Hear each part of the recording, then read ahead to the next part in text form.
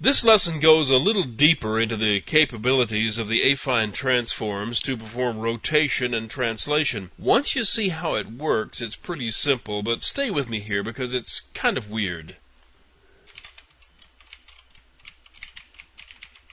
This program uses a loop to draw several figures in a circle around the origin.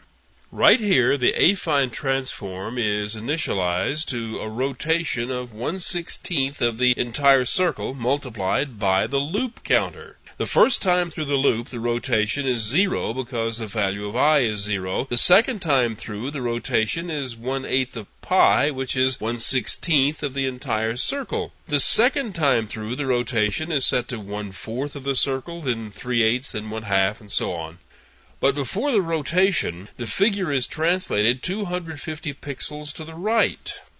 Then the transform is set and the figure is drawn. The loop occurs 16 times, so the origin is entirely circled with copies of the figure.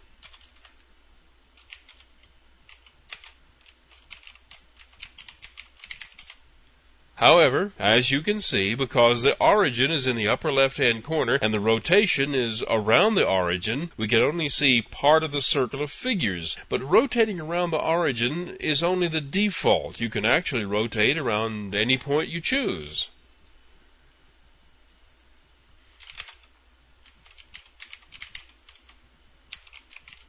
This example is the same as the one I just showed you, except the center of rotation has been moved. Here, on the call to set to rotation, two arguments have been added. They are the x and y coordinates of the new center of rotation. Now, to make this work, before the rotation is applied, the figure is translated to a position 100 pixels to the right of the center of rotation. Remember, rotation works as if a pen were inserted in the center of rotation. So to have the figures rotate in a circle around the new center of rotation, it's necessary to place the figure away from the rotation center. Oh, by the way, you may have noticed that the affine transform object is put into the graphics 2D object every time the transform is modified.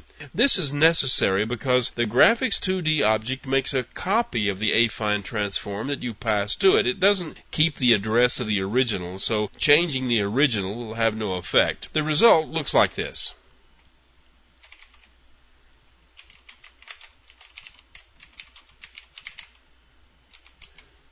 This shows the complete circle of the figures. Now, it's also possible to draw the figures around the new center of rotation, but have each individual figure retain its upright orientation.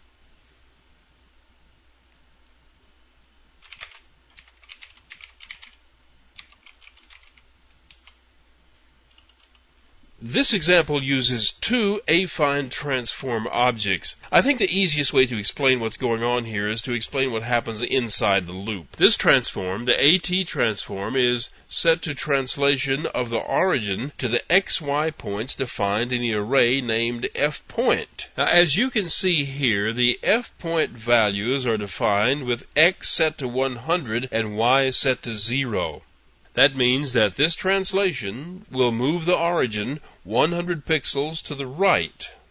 But before the translation is made to F point, a translation is made to the center of the window. That is, this transform will move the origin to the center of the window and then on to wherever F point directs it from there. Now, this is where this transform is set into the graphics 2D object and is used then to draw the polygon. Now, here's the part that's new in this example. This call to transform is a bit different.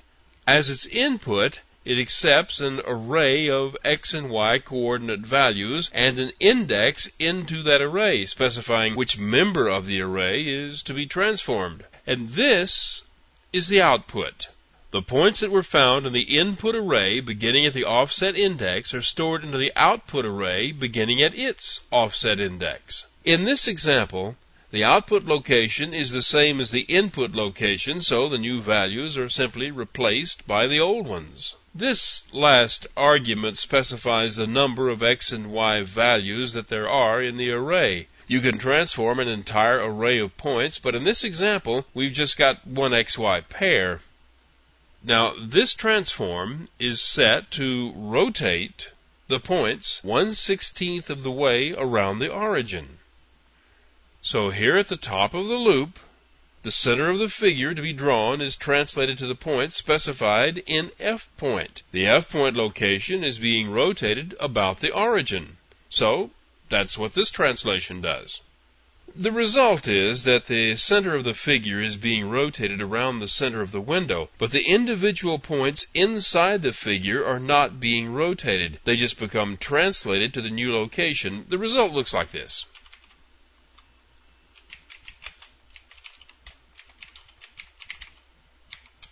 So the figures are being drawn in a circle around the center, but the individual figures are not rotated. Okay, one more.